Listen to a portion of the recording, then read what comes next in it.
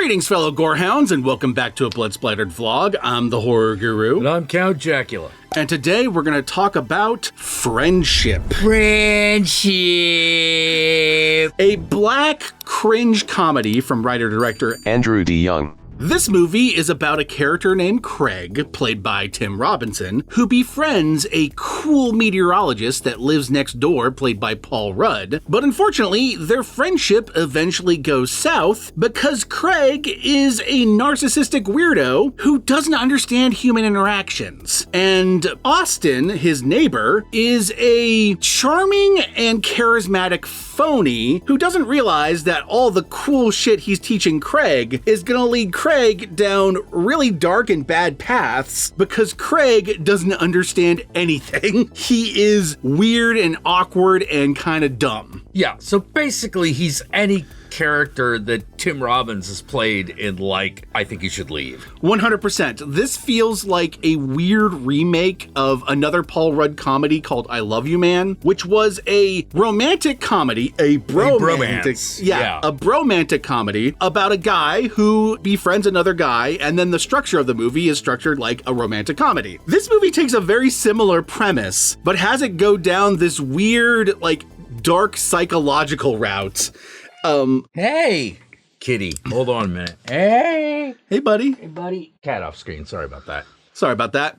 It goes down this dark psychological route where a character just systematically destroys every aspect of his life by the end of it. Yeah, a hard movie to review because it is a comedy, and whether the comedy works for you is going to be very subjective. Like, here's the thing, it's a cringe comedy, so half of the laughs of this movie comes from cringing at it. So depending upon how you react to cringe, this is either one of the funniest fucking movies you've ever seen, or it is an utter horrifying psychological thriller. The movie gets so crazy. It does.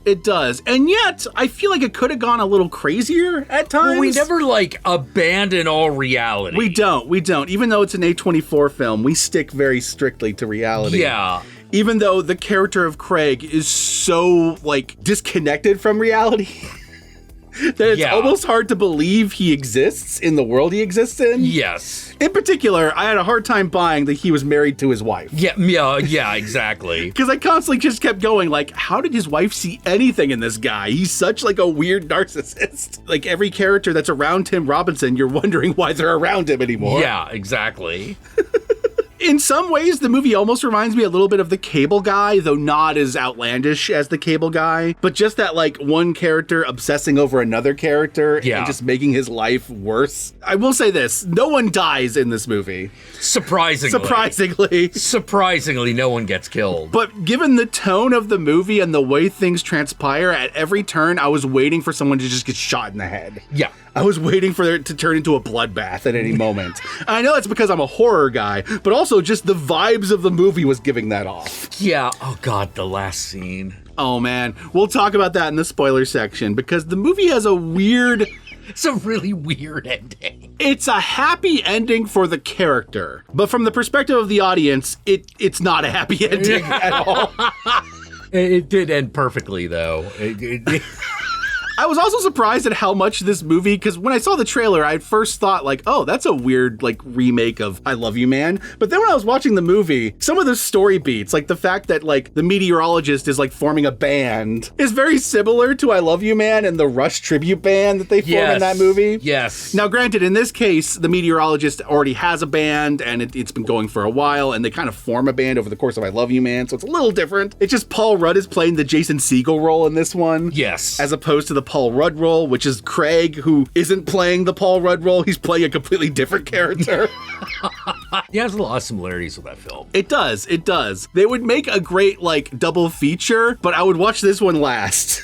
Yes. Actually, now I think about it, maybe I Love You Man would actually be a good palate cleanser to how fucked up this is at the end. Okay, if you find I Think You Should Leave cringe comedy hilarious, then watch this one last. Yeah. If you find that kind of stuff horrifying and hard to watch this one first, and then I Love You Man after that. It'll be a good palate cleanser. Yeah. It's a much cheerier movie.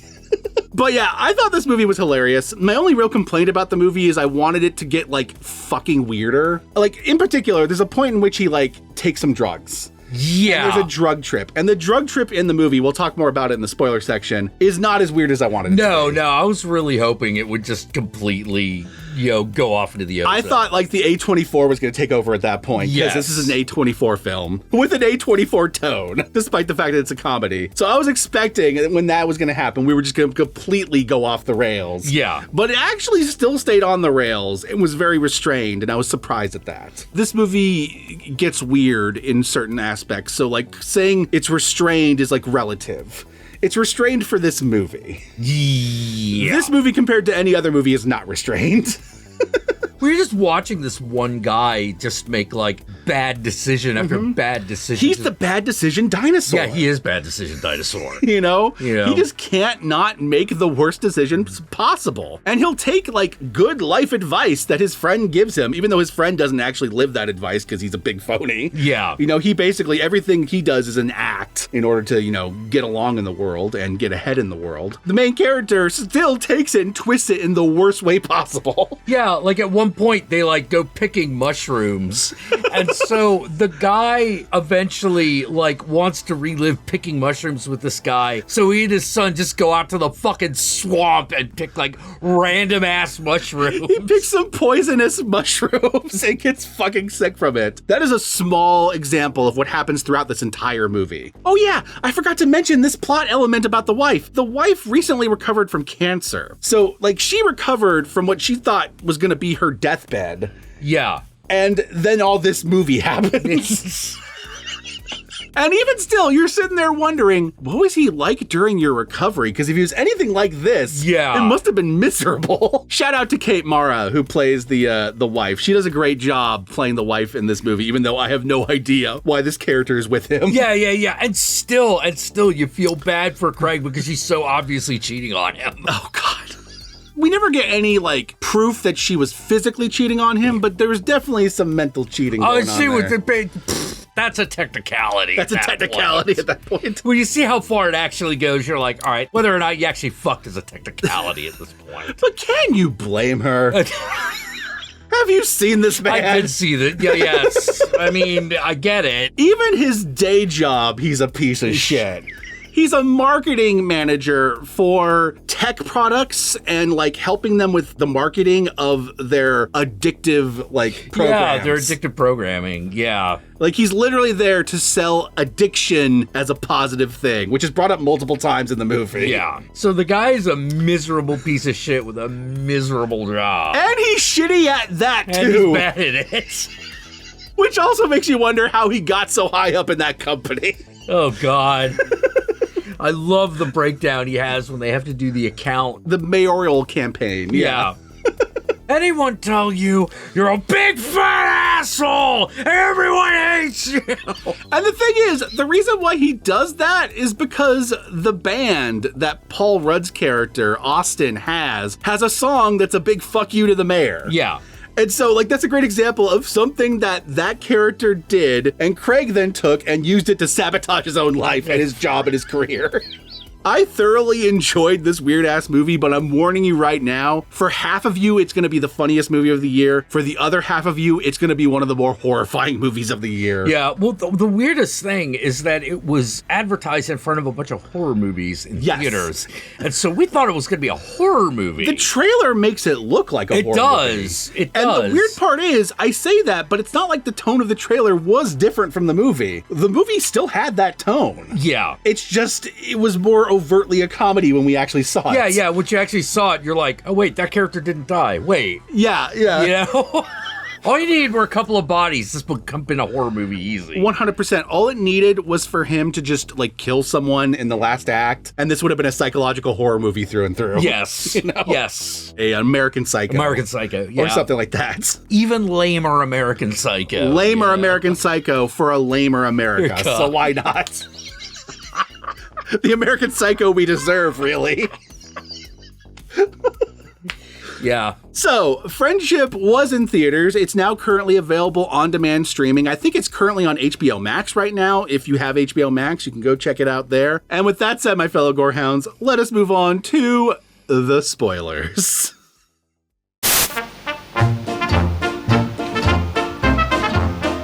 the only spoiler kind of comes right at the end. Oh, how the movie ends? How the movie ends, where you got like, okay, so it's revealed that Paul Rudd's character wears a toupee.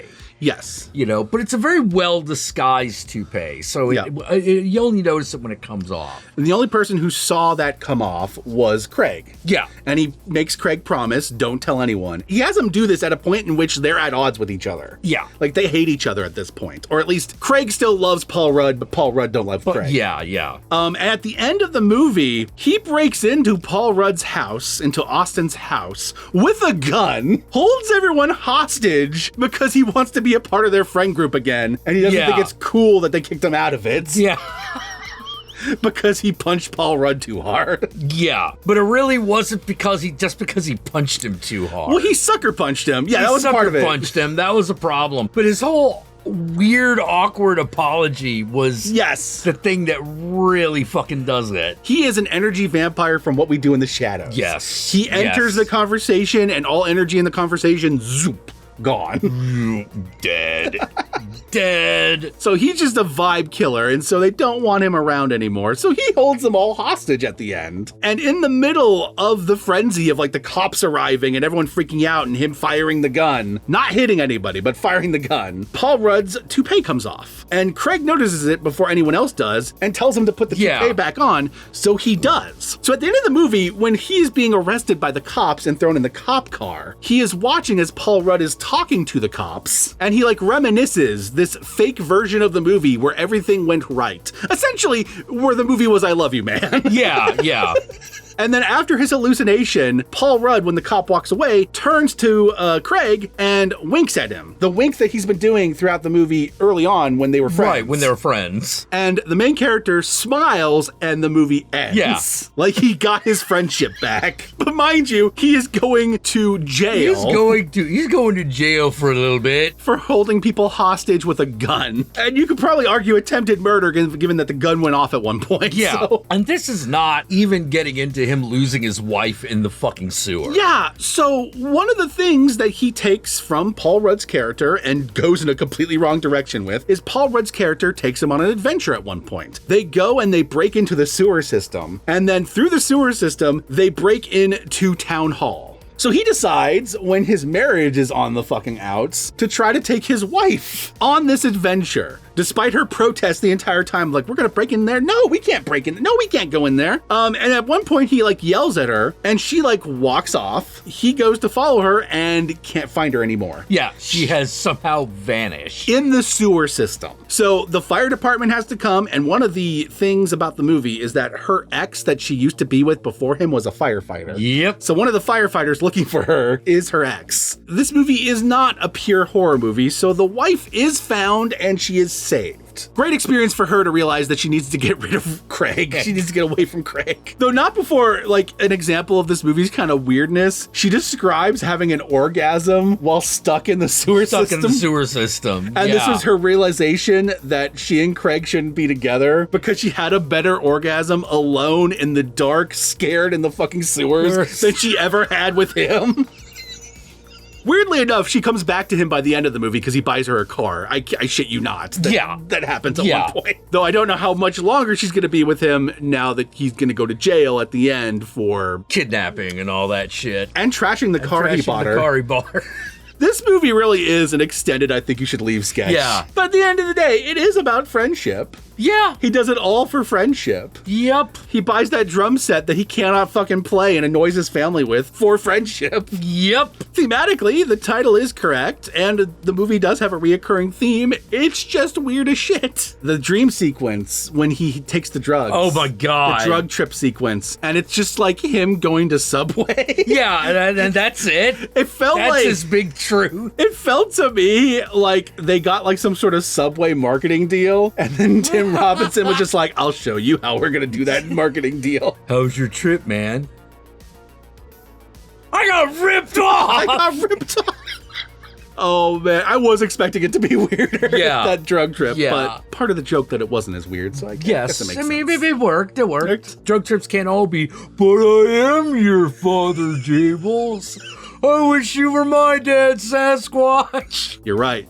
Tenacious D set the bar too high. Yeah, they set the bar pretty high, so, you know. But man, I was laughing a lot harder than I expected to be with this movie. I don't know, how would you say this compares to, like, Observe and Report? Observe and Report is a great comparison, actually. Because while Observe and Report is also not a horror movie, it is a weird black comedy about a crazy person who is socially awkward and just making everything worse because they're crazy. Observe and Report, for those of you who don't know, was a Seth Rogen black comedy that was essentially Paul Blart Mall Cop if it were Taxi Driver. Yeah, it was really weird. Yeah, another movie I kept thinking of that you mentioned earlier was Cable Guy. Yes, I kept thinking of Cable Guy a lot. Cable Guy is a more bombastic movie. The Cable Guy is more overtly a villain in that story, even though he just wants to be friends.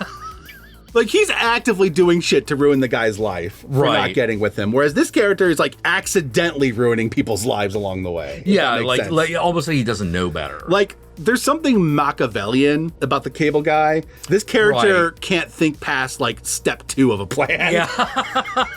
But there is a comparison there, you know? Like, I think all 3 movies, there's a line that, like, they all, like, exist on, like a spectrum. Yeah, like a black comedy broken friendship genre. Yeah, you know? Yeah, 100%. So if you like any of the movies that we have been talking about so far, then you should absolutely check out Friendship. Probably gonna be one of my favorite non-horror movies of the year, even though it's kind of horror adjacent in a way. Yeah, Craig Robinson.